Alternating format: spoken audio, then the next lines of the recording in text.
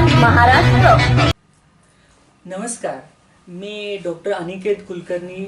मी बीड येथे सहगनगर एरियामध्ये गेल्या 8 वर्षापासून सेक्स क्लिनिक चालवतो आहे आणि मला आजपर्यंत माझ्या आईवडिलाबरोबर डॉक्टर निरंतर सरांचा पाठबळ लागलं। त्याचप्रमाणे पद्मश्री डॉक्टर प्रकाश कोठारी जे भारतातले नाही जगातले विख्यात असे सेक्सोलॉजिस्ट आहेत, मला त्यांच्याकडं ट्रेनिंग मिळाली आणि त्या आधारे आम्ही यशस्वीपणे जे काही स्त्री पुरुषांच्या लैंगिक समस्या आहेत त्यामध्ये काम करू शकलो। आणि ह्याच्याबरोबर मध्ये आम्हाला सामाजिक वाहन पण आम्ही ठेवलं आणि आम्हाला समाजाची पण सेवा करण्याची संधी मिळाली। बरेचसे असे मुलं होते, काही पुरुष होते की ज्या स्वतःच्या न्यूनगंडामुळं स्वतःबद्दलच्या क्षमतांच्या शंकांमुळं विवाह टाळत होते। आम्ही त्यांना पण आत्मविश्वासपूर्वक त्यांना विवाहाला सामोरं जायला लावलं आणि त्यांचे विवाहसुद्धा यशस्वी झाले। त्याचप्रमाणे लैंगिक समस्यामुळं बरेचसे लग्न तुटायच्या मार्गावर होते आणि त्याच्यामध्ये सुद्धा आम्ही दोघांना चांगल्या पद्धतीने समजून घेऊन मार्गदर्शनाबरोबरच काही औषधं वापरून त्यांचे लग्न तुटण्यापासून सुद्धा वाचवले। म्हणजे आम्हाला ह्या कामामध्ये दोन्ही म्हणजे सामाजिक कामं केल्यामुळं स्वार्थ आणि परमार्थ दोन्ही साधता आलं आणि आता त्याच्यामुळं एक चांगली ओळख झाली।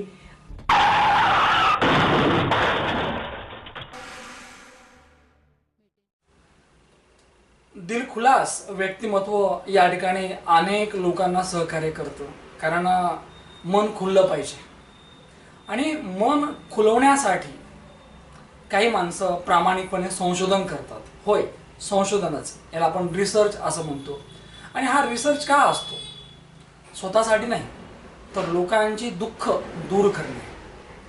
अगदी प्रत्येक क्षेत्रामध्ये या रिसर्चची गरज असते, खरं तर या संशोधनाची गरज असते, कारण याच्यामुळं अनेकांचं भलं होतं। आत्तापर्यंत जेवढे शोध लागले, ज्या लोकांनी चांगल्या गोष्टीवर काम केलं, त्यामुळे मानवजातीचं, लोकांचं, समाजाचं कल्याण झालं। निश्चितच आजची मुलाखत अशीच वेगळी आहे, ज्या व्यक्तीनं मागच्या अनेक वर्षापासून सेक्स नावाच्या गोष्टीवर काम केलं आणि ही व्यक्ती आहे डॉक्टर अनिकेत कुलकर्णी। दिलखुलास व्यक्तिमत्व आणि क्लिनिकचं नाव देखील तेच आहे, दिलखुलास क्लिनिक। या बीड शहरामध्ये त्यांचं हे क्लिनिक आहे आणि मुळामध्ये काय की त्यांचा जो विषय आहे नाजूक विषय, खरं तर कारण हा विषय असा आहे की उघडपणे सांगता येत नाही, उघडपणे बोलता येत नाही, परंतु कुठंतरी मनामध्ये सल असते, सांगायचं असते। मग कोणाला सांगायचं? तर हे दुःख सांगण्यासाठी, हे दुःख दूर करण्यासाठी एकच ठिकाण, ते म्हणजे डॉक्टर साहेबांचं दिलखुलास क्लिनिक। या ठिकाणी माणसं खरंच दिलखुलासपणे येतात, मोकळेपणाने बोलतात आणि दिलखुलास चर्चा होतात, कारण पुढचं व्यक्तिमत्व म्हणजे डॉक्टर कुलकर्णी साहेब हे खरंच दिलखुलास आहेत। तर आज या मुलाखतीच्या माध्यमातून दिलखुलास गप्पा सुद्धा मारूया। मग या दिलखुलास गप्पातूनच साहेबांचा आपल्याला प्रवास जाणून घ्यायचा आहे। डॉक्टर साहेब, मुलाखतनामा या महाराष्ट्रातील लोकप्रिय कार्यक्रमात तुमचं स्वागत। अगदी तुम्ही आज जे करतायत वैद्यकीय क्षेत्रामध्ये ते तर उल्लेखनीय आहे, वाखण्याजोगा आहे, कारण अनेक दुःखी लोकांना तुम्ही आनंदी केलेला आहे। परंतु त्या अगोदर आम्हाला ऐकायचं आहे की डॉक्टर साहेब घडले कसे, कारण जो चांगला घडतो तोच इतरांना चांगली मदत करू शकतो। काय सांगाल नेमकं की तुमचं जे बालपण आहे, तुमचं जे कुलकर्णी कुटुंब आहे, तुमच्या आई वडील आणि तुमचं एकूणच बाल विश्व कसं आहे नेमकं ते सांगा। नमस्कार, माझा जन्म बीड येथेच झाला। माझे वडील MSCB मध्ये लाईनमन म्हणून कार्यरत होते आणि माझी आई गृहिणी होती। आणि माझं शालेय शिक्षणापासून 12वी पर्यंतचं शिक्षण बीडमध्येच झालं। शालेय शिक्षण संस्कार विद्यालयामध्ये आणि 12वी पर्यंतचं शिक्षण KSK महाविद्यालयामध्ये आणि त्यानंतर मी संभाजीनगर येथे BMS ही डिग्री घेतली आणि माझं डिग्रीचं शिक्षण पूर्ण झाल्यापासून मला डॉक्टर निरंतर नावाचे गुरु लागले। सर, मला थोडंसं मागं जायचं खरं तर की मुळामध्ये तुम्ही बोलताना एक विषय मांडला होता की तुमच्या फॅमिलीमध्ये पहिलं कोणी डॉक्टर नव्हतं खरं तर, म्हणजे काही असा वारसा नाही असा की वडील डॉक्टर होते म्हणून मी डॉक्टर झालो नाही का. तर एक विचारायचं वाटतं की आपली मुलं घडली पाहिजेत यासाठी आईने आणि वडिलांनी खूप मेहनत घेतली आहे. बिलकुल. नाही आम्हाला ते ऐकायचे की ज्या आई वडिलांनी तुम्हाला एवढं चांगलं घडवलं त्या आईबद्दल आणि वडिलाबद्दल काय सांगाल तुमच्या. माझे आई वडील खूप कष्टातून पुढे आलेले आहेत. म्हणजे आमचा काही असा फॅमिली दुसरा काही व्यवसाय नव्हता, काही शेती काही नव्हती. माझ्या आईवडिलांनी कष्टातून मला शिक्षण दिलं. अक्षरशः माझं शिक्षण पूर्ण झाल्यावर मला काही दिवस त्यांनी जॉब करायचा सल्ला दिला, कारण की लगेच दवाखाना टाकण्याची पण आमची परिस्थिती नव्हती. पण मला डॉक्टर निरंतर गुरु लाभले आणि तिथून पुढे होत गेलं. कारण निरंतर प्रवासासाठी निरंतर गुरु लाभणं महत्वाचं होतं नाही का. कारण असं म्हणतात की ज्याच्या आयुष्यामध्ये चांगले गुरु भेटले त्या व्यक्तीचं आयुष्य देखील चांगलं झालं. सर लहानपणी मी त्या दिवसांना आठवतो. खरं तर आईच्या अवतीभोवतीचं आयुष्य कसं होतं नेमकं, म्हणजे कसं म्हणतात की mother is better than 100 teachers नाही का. नक्की. तर तुमच्या आयुष्यातला पहिला गुरु म्हणजे तुमची आई आणि वडील. तर आईच्या अवतीभोवतीचं आयुष्य कसं होतं, म्हणजे लहानपणी आईने कुठल्या कुठल्या गोष्टींकडे लक्ष दिलं की ज्यामुळे डॉक्टर अनिकेत त्यांना चांगला माणूस बनता आला. माझी आई तशी धार्मिक वृत्तीची आहे आणि ती माझी प्रत्येक गोष्टीमध्ये काळजी घेतलेली आहे. मला अभ्यासामध्ये पण बरंच सहकार्य माझ्या आईचं लाभलं.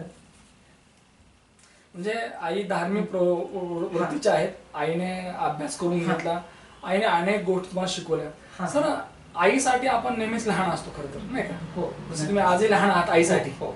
तर ज्या वेळेला खोड्या करायचा तर आईकडनं शिक्षा व्हायची का मग अगदी माफ व्हायचं, मग ते सांगा.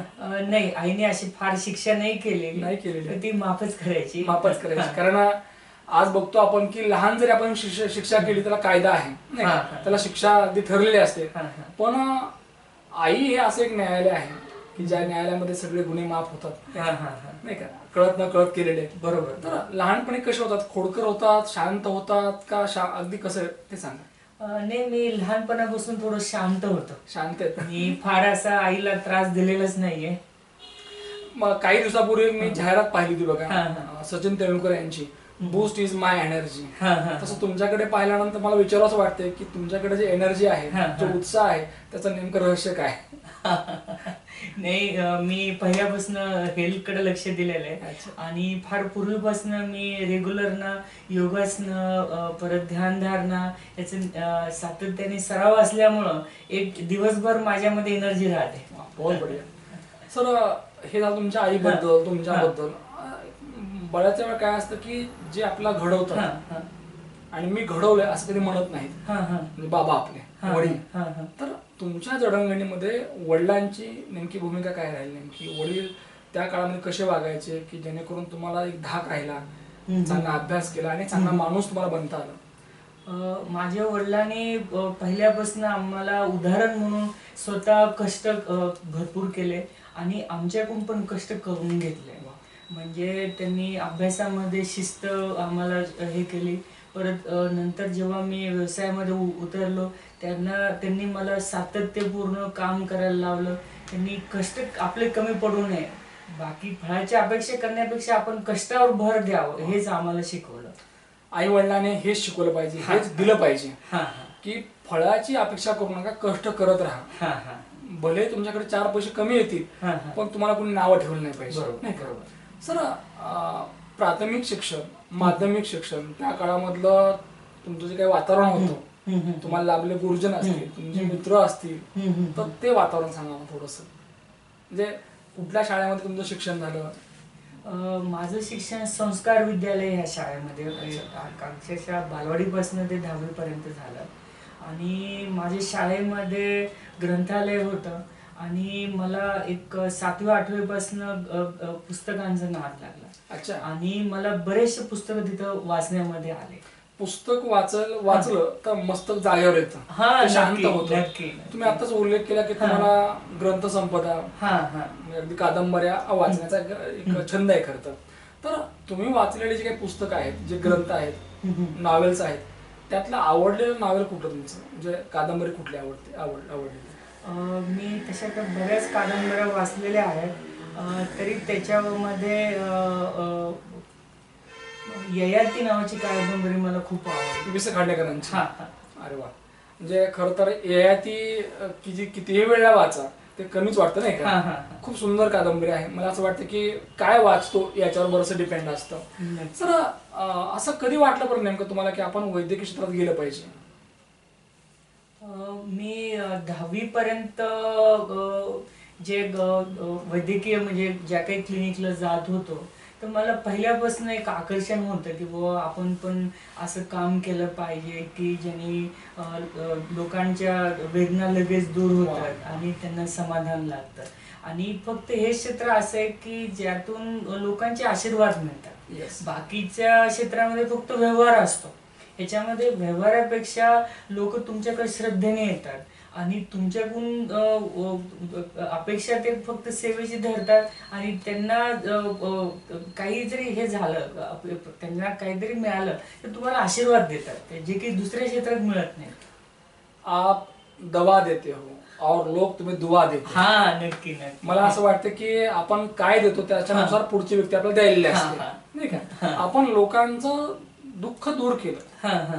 की लोकांच्या मनामध्ये आपल्याबद्दल एक भावना असते हा, हा. की त्यांच्यामुळे राहिलं बुवा. बिलकुल. मला असं वाटतं की आपण तेच काम करावं, तेच निवडावं की हा, हा. लोकांची दुवा आपल्याला भेटली पाहिजे. भेटली. सर शालेय जीवनामध्ये सांस्कृतिक असेल हा. अगदी किंवा मग क्रीडा असेल, हा. तर मग तुमचा नेमका कल कुठं होता? म्हणजे संस्कृतीकडे होता का खेळाकडे होता? मग माझा सांस्कृतिक कडे कल होता. अच्छा. म्हणजे शाळेमध्ये जेव्हा केव्हा काही स्फूर्तिगीत आहेत, त्याच्यामध्ये हमखास मी असायचो स्फूर्तिगीतामध्ये, जे आपल्या 15 ऑगस्ट 26 जानेवारीच्या कार्यक्रमामध्ये किंवा एरवी सुद्धा काही असं सांस्कृतिक स्पर्धांमध्ये मला सिंगिंगचा नाद होता. म्हणजे आता आहे का तुम्हाला? नाही, आता एवढं काही प्रॅक्टिस होत नाही, नाही पण होत. तेव्हा बऱ्यापैकी मी स्टेजवर जायचो. त्या निमित्ताने मला असं stage- वाटतं की तुम्ही जर ती कला जोपासली असती तर आज खूप चांगलं काम केलं असतं. वासो. सर अगदी तुम्हाला गायनाची आवड होती, नाही का. अगदी स्फूर्तिगीत असतील, समूह गायन असेल की त्या ठिकाणी तुम्ही उभे असायचात, बिलकुल. नाही का नाही. म्हणजे ते कार्यक्रम म्हटलं सांस्कृतिक की तुम्ही प्रत्येक वेळी तिथं हजर असायचात. बिलकुल बिलकुल. सर ज्या वेळेला एखादं आपण गीत म्हणतो, गाणं म्हणतो, हृदयाला एक वेगळाच आधार असतो, नाही का. एक फुंकर मिळते खरं तर. सर हल्ली जेव्हा गाणे ऐकता तर मग त्या गाण्यावर गाता का फक्त नुसतं ऐकता? मग आता नाही, आता तेवढे गाणे तसे राहिलेले नाही. नाही आता राहिले. फक्त म्युझिक आहे ज्यामध्ये बरं. शब्दाचं तेवढं असं ओढून तोडून आणल्यासारखे शब्द आहेत त्याच्यामध्ये. तुम्ही अनेक गाणे गायलेत, अनेक गाणे म्हणता सुद्धा, ऐकता सुद्धा. तुमच्या आवडीचं गीत कोणतं?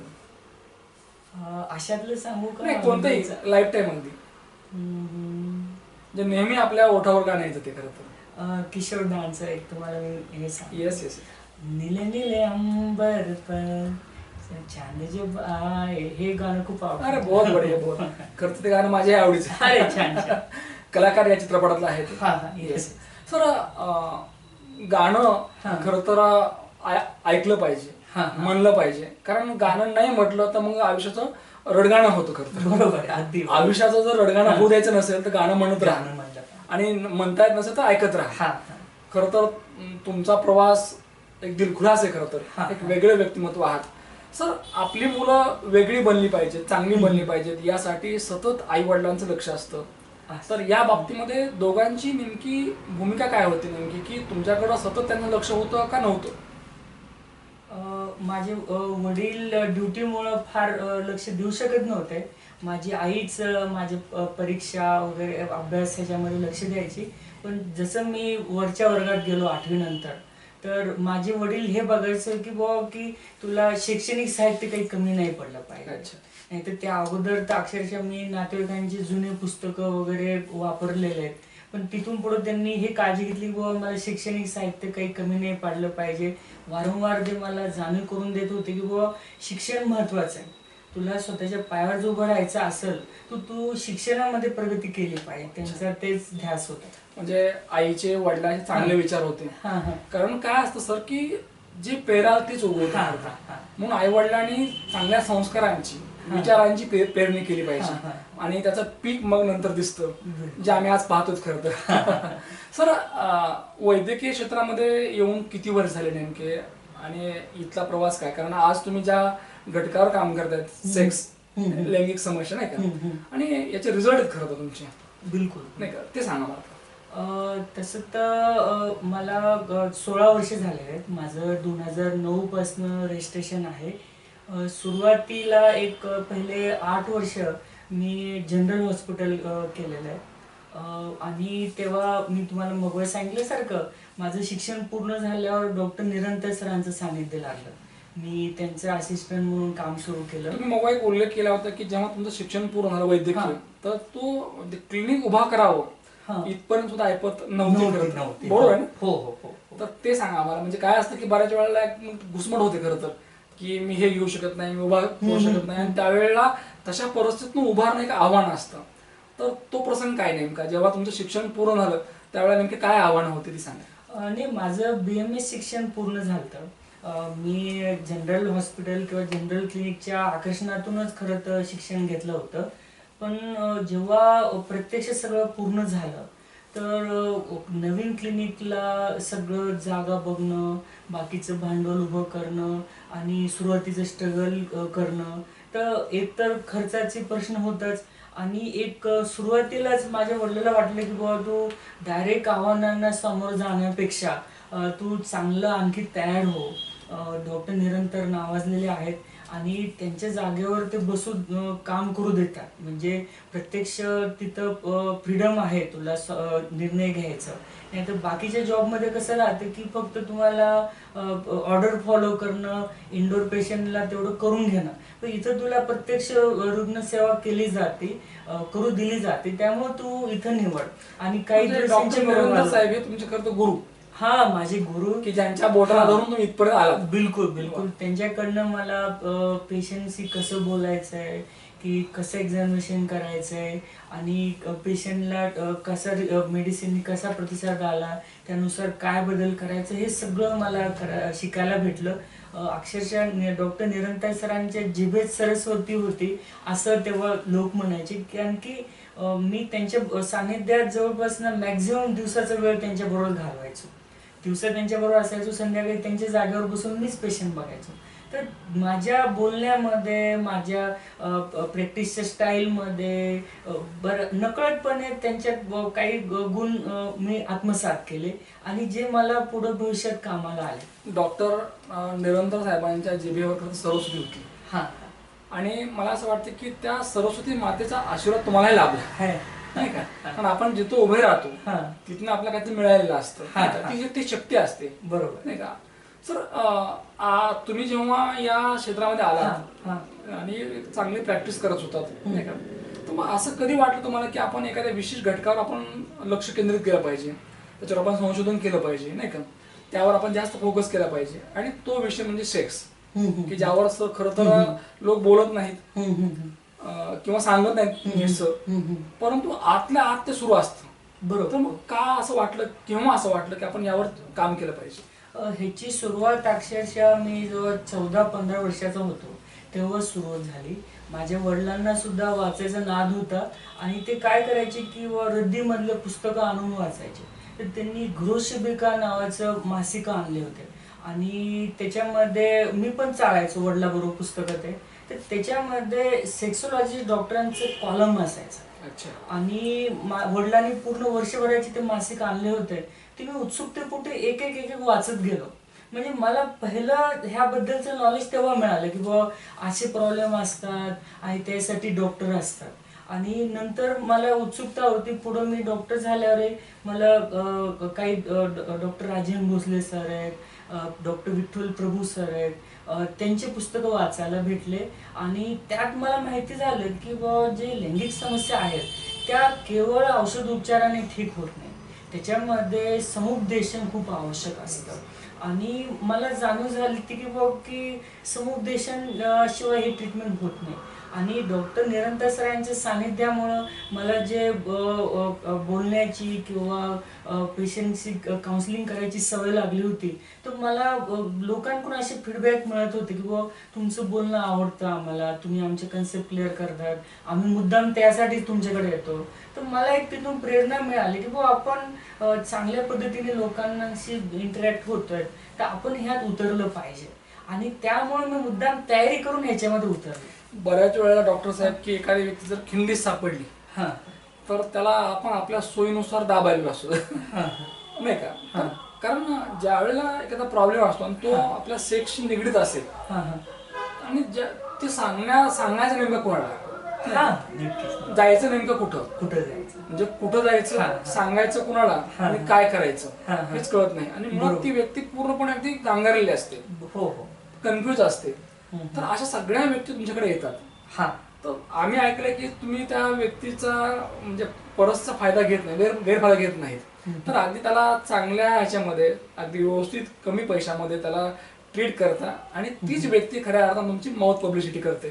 तर काय आहे नेमकी आजवर किती लोकांना बरं केलं नेमकं हे? मी 8 वर्षापासून ह्या क्षेत्रामध्ये आहे आणि मी सिलेक्टेड काम करतो. मी फक्त 2300च क्लायंट केलेत. कारण की आम्ही प्रत्येक आलेल्या पेशंटला ट्रीटमेंट द्यायची असं नाही करत. ज्याला खरंच पूर्ण बरं व्हायचं आहे तसेच पेशंट आम्ही निवडतो. कारण की ही अशी गोष्ट नाही आहे की बरेच आता समजा जनरल हॉस्पिटलमध्ये जनरल क्लिनिकमध्ये लोक काय करतात की बुवा आम्हाला तात्पुरतं काहीतरी द्या. आम्ही अशा पद्धतीचे पेशंट एंटरटेन करत नाही. आम्ही प्रत्येक पेशंटला निदान 3 वेळेस बोलवतो. एक पहिल्या भेटीमध्ये आम्ही त्यांच्या सेक्सबद्दल, पूर्ण आयुष्याबद्दल, पूर्ण त्यांच्या गोष्टी जाणून घेऊन त्याचं ॲनालिसिस करून एक डायग्नोसिस करायचा प्रयत्न करतो. आम्ही शक्यतो इन्व्हेस्टिगेशन सांगत नाही. ज्याला खूपच आवश्यक आहे त्यालाच आम्ही काही तपासण्या आहेत किंवा काही मशीन चेकअप आहे ते जिथं आवश्यक आहे तिथंच सांगतो. बाकी त्याचं ॲनालिसिस करून आम्ही त्याला काही ना काही उपचार चालू करतो आणि 15-20 दिवसांनीच आम्ही परत बोलवतो. आणि दुसऱ्या भेटीमध्ये आम्ही सगळ्या त्याच्या डाऊट, त्याच्या शंका कुशंका सगळं क्लिअर करतो की बुवा नेमकी तुम्हाला ही समस्या का आली, कशामुळे आली. एकदा का आपला प्रॉब्लेम आपल्याला नीट लक्षात आला तर औषधाचं बरंचसं काम त्यात हलकं होतं. आणि तिसऱ्या भेटीमध्ये आम्ही असे उपाय देतो ते जर त्यांनी त्याच्या पार्टनर असेल तर पार्टनर बरोबर केले किंवा पार्टनर नसेल तर त्यांनी स्वतः काही गोष्टी केल्या तर त्या दोघांचं सॅटिस्फॅक्शन वाढावं आणि त्याला परत परत औषधाची गरज पडू नये. म्हणजे आम्ही पहिल्या भेटीपासून आमचा भर असतो की बुवा परमनंट टिकणारा इलाज व्हावा आणि आम्ही 3 व्हिजिटमध्येच औषधं बंद करायचा प्रयत्न करतो. बऱ्याच वेळेला जे लोक म्हणतात बाहेर की नो प्रॉब्लेम, हां हां पण त्यांचेच बरेचसे प्रॉब्लेम असतात. हां आणि मला एक विचारायचं वाटतं हे जे प्रॉब्लेम्स आहेत हां हां which are related to sex, हां हां याचं नेमकं कारण काय नेमकं? म्हणजे हल्ली हे प्रमाण जास्त दिसतं खरं तर. नाही प्रत्येक वयोगटानुसार प्रॉब्लेमचे स्वरूप वेगवेगळे आहे. म्हणजे जे नुकतेच वयात आलेले मुलं आहेत तर त्यांना शंका असते की मी हस्तमैथून करतोय किंवा मला स्वप्नदोष म्हणजे ज्याला आम्ही स्वप्नमैथून म्हणतो तर ह्याच्यामुळं माझ्या शरीराचं काही नुकसान होईल का किंवा मी हे जे केलं हे चूक केली आहे ह्यानी काही माझ्या लिंगावर परिणाम होईल का.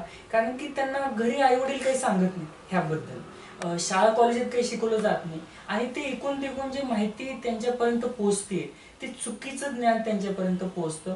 पूर्वीच्या काळी ते तंबू लावणारे वैद्य लोक असायचे. हा परत ना बरेचदा ते जाहिराती मुतारीवरती लिहिलेल्या की पेशाब के रस्ते से धातू जाता है तो हमें मिळू.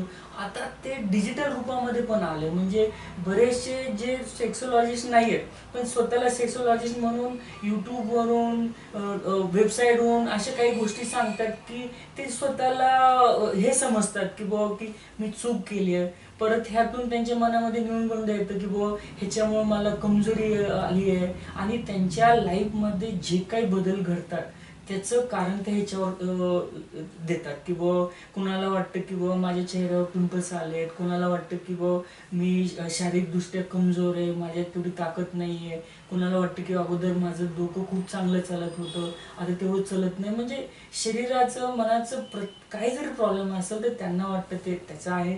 बऱ्याच जणांना आपल्या लैंगिक अवयवाबद्दल शंका असते की बाबा माझं लिंग छोटं आहे, मी करू शकेल का नाही.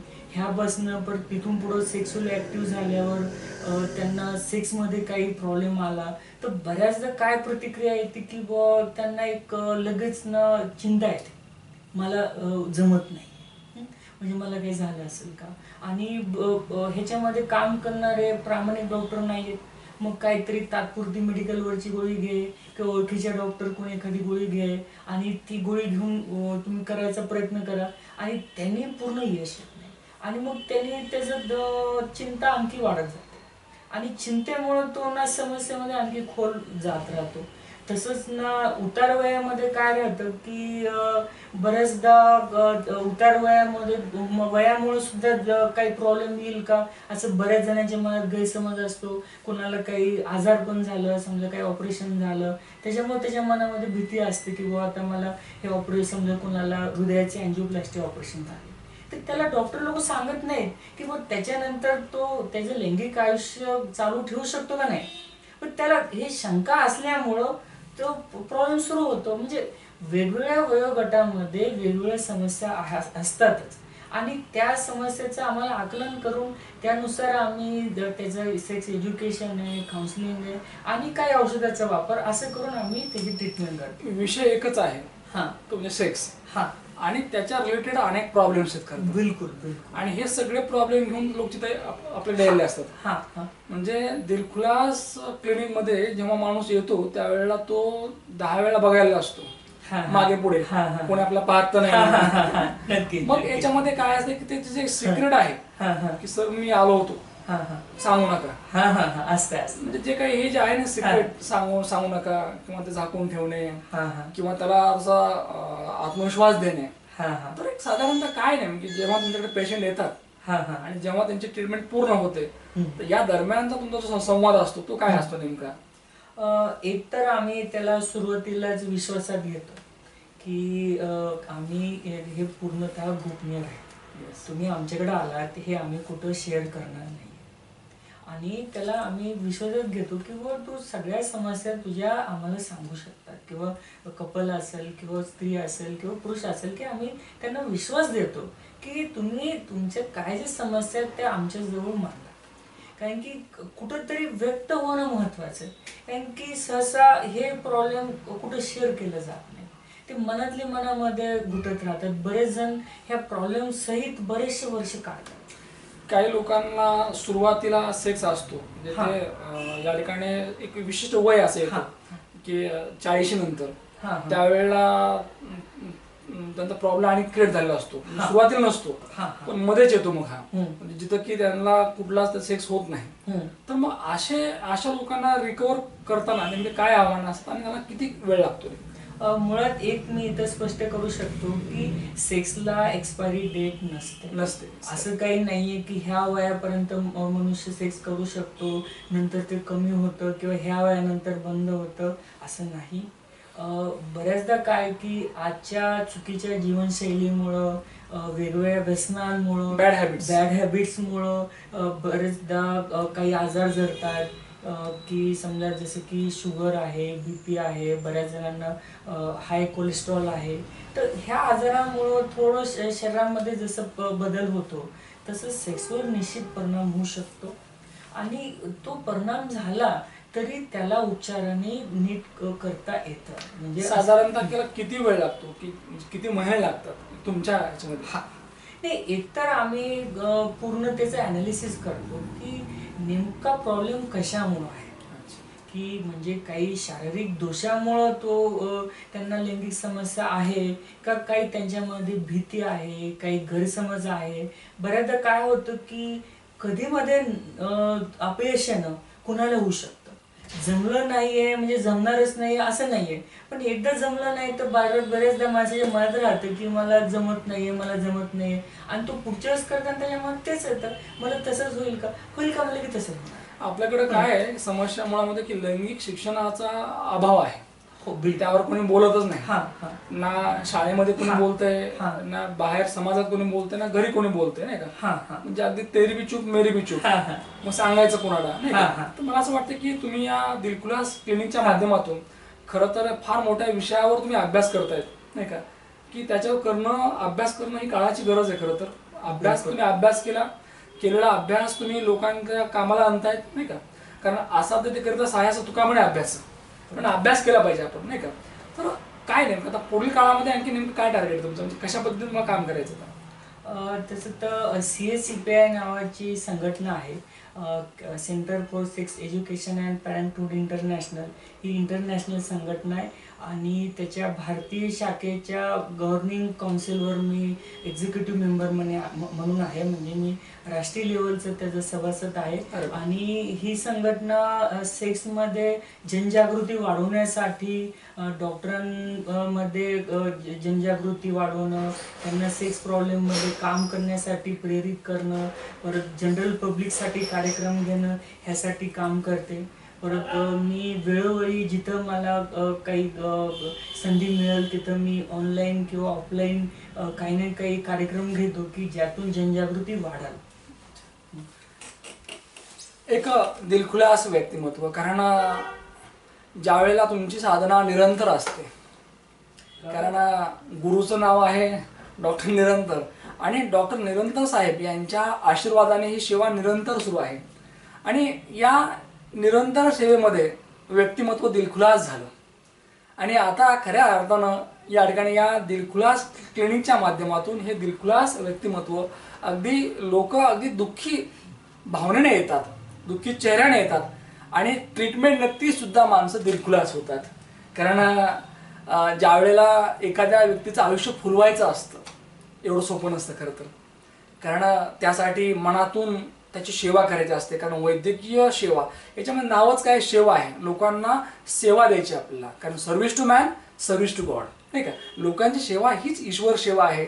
डॉक्टर अनिकेत कुलकर्णी यांनी पहिल्यापासूनच त्यांच्या गुरुने, वडिलाने, आईने जे सांगितलं, शिकवलं तेच केलं खरं तर. कारण असं म्हणतात की ज्ञान मिळतं हो, परंतु त्यासाठी प्रामाणिकपणा असणं गरजेचं असतं. कारण प्रामाणिकपणे जर एखाद्या गोष्टीचा शोध घेतला तर देव सुद्धा भेटतो.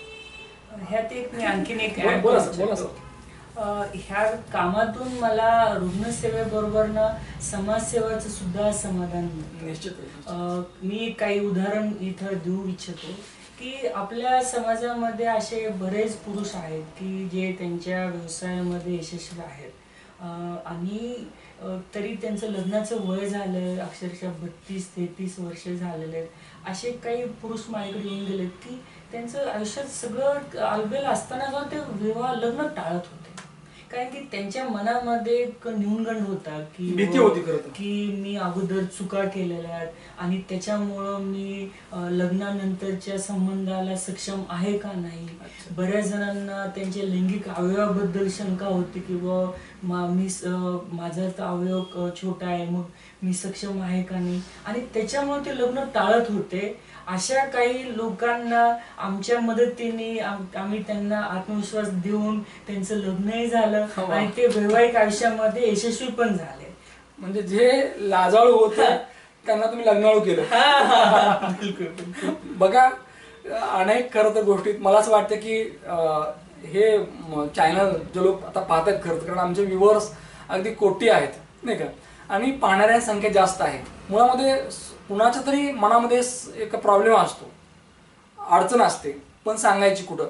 जर कुणाला या ठिकाणी सेक्सबद्दल काही अडचण असेल, प्रॉब्लेम असेल, काही समस्या असतील तर बिनधास्तपणे अगदी तुम्ही बीड शहरामध्ये या ठिकाणी आल्यानंतर सुभाष रोड जो आहे या ठिकाणी अगदी DP रोड या ठिकाणी, या DP रोडला साहेबांचं दिलखुलास क्लिनिक आहे. कुणालाही विचारा, तुम्हाला कोणीही सांगेल. कारण इथं आल्यानंतर त्यांना कोणी ओळखत नाही असं झालं नाही. आता सगळीच त्यांना माणसं ओळखतायत, सगळीच, अगदी लहानापासून ते मोठ्यापर्यंत. या आपली समस्या मांडा, कारण समस्या दूर झाली तरच आयुष्य हे सुंदर वाटतं. अदरवाईज समस्येला घेऊन जगण्यात काही अर्थ नसतो.